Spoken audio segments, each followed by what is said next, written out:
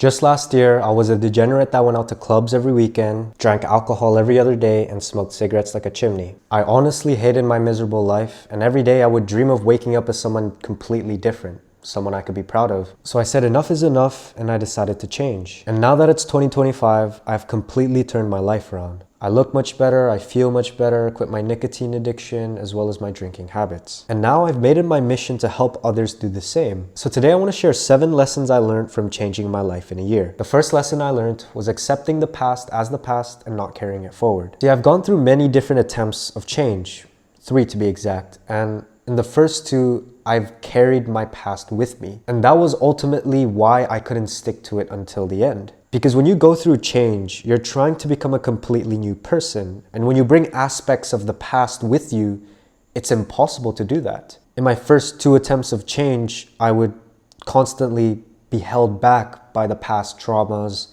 the past mistakes, and thinking what I could have done better. I didn't really focus on what I could do now and how I could change myself for the better. And it was on my 3rd attempt where I finally accepted the past as the past and I left it in the past.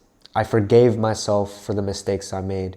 I no longer have the mentality of, oh, I could have done that better. And I left all my past traumas with me in the past. So I'd say that's probably one of the biggest, if not the biggest lessons I've learned about change. Now, the second lesson I learned is something called reverse healing. And it's for those who don't know where or how to start. When someone suggests change, you instantly think about, I guess, good habits like going to the gym, reading a book, or meditating, or learning a skill, whatever it may be, right? But those don't necessarily can be of benefit to you unless you know your bad habits. Because you can't really improve unless you're aware of your problems. So instead of complaining about not knowing where to start, I decided to have a deep dive on myself, where I would write down every single bad habit and problem I had with myself. And after I've written it down, I would do the reverse healing process. And it's basically just writing the complete opposite of that bad habit.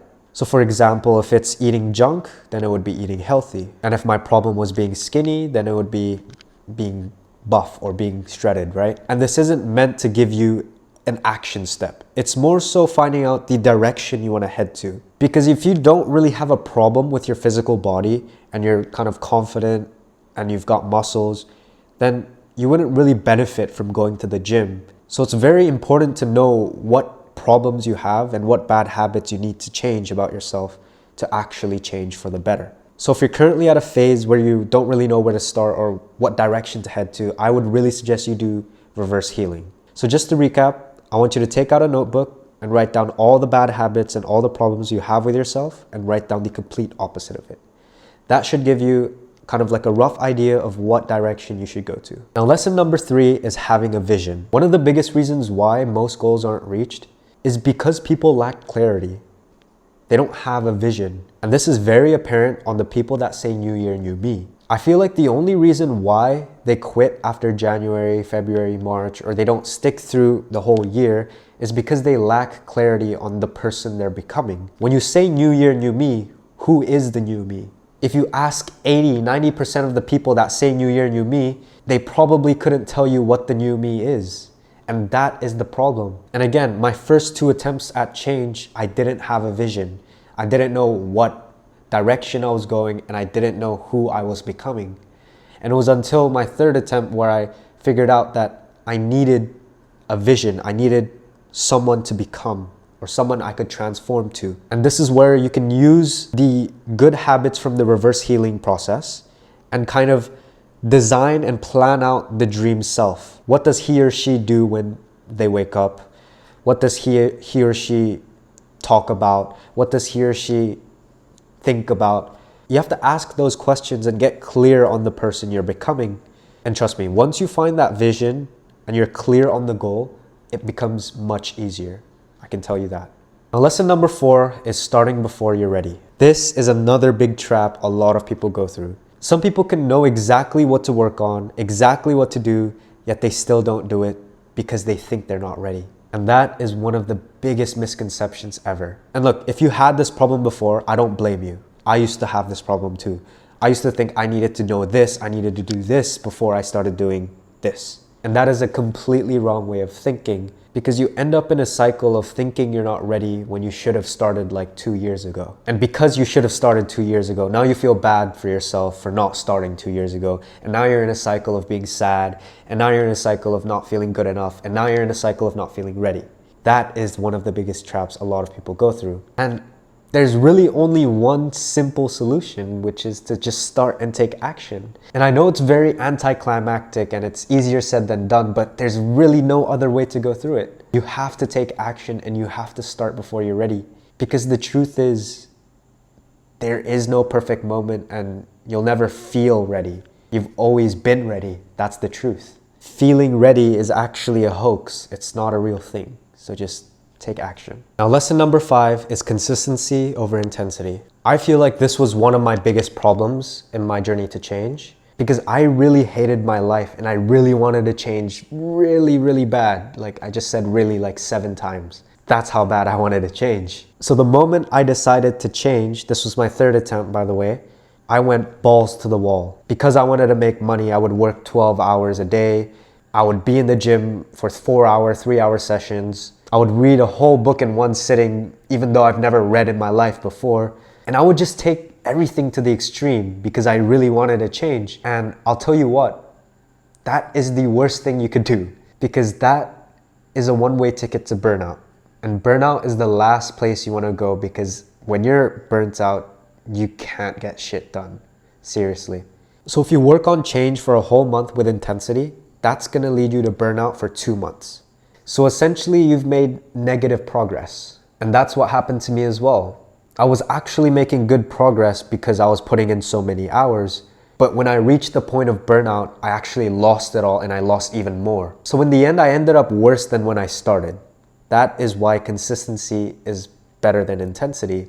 You should just focus on just showing up, even just putting in an hour a day of work. If you can do that consistently for a year, you're going to make far more progress than the guy that works 12 hours a day.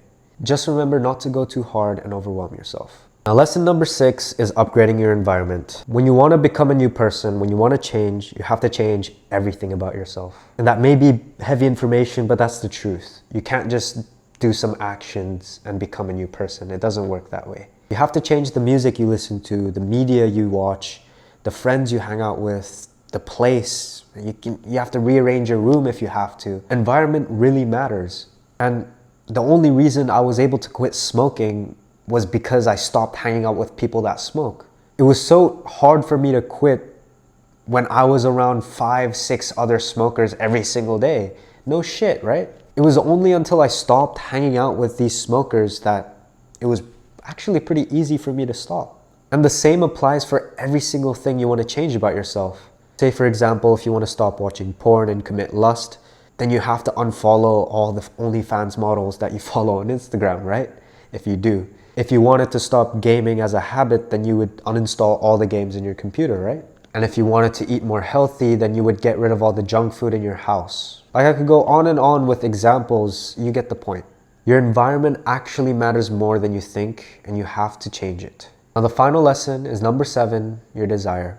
I didn't tell you this in the beginning, but the real big reason why the first 2 times I tried to change failed is because deep down I didn't want to change. I still wanted to drink alcohol. I still wanted to smoke and vape. I still wanted to go to clubs with my friends. Deep down, I still found it fun and I didn't want to leave it. But I knew it was bad for me, but I didn't have a strong enough desire to actually want to leave it. And I realized it's also why 90% of people fail to stick to their goals, is because they don't really want to change it. Even if I give you a step-by-step guide, even if I hold your hand through the whole process of change, you still wouldn't change if you don't want to. Like, I can't stress this enough. You need a true desire to change. Because there's going to be times where you're like, oh, I don't want to do this. I don't want to do that. I just want to lay in my bed. Those are the moments where you really get tested, where your will, your desire gets tested. And if it's not firm, if it's not sturdy, then you're never going to change, my friend. And that's the harsh truth. So yeah, that was basically a few lessons I've learned from change that I think you would find helpful. And look, if you're still confused on where or how to start, I've actually made a 1-hour free course breaking it all down step by step. And I go like 10 times, 20 times deeper than this video. I also have 4+ hours of content that could be unlocked. for free, of course. And on top of that, you can even have one-on-one calls with me where I can give you some tailored advice, all for free again, because I'm not a guru. I want to help you. It's my mission. So if you'd like that, just click the link in the description below, and thanks for watching.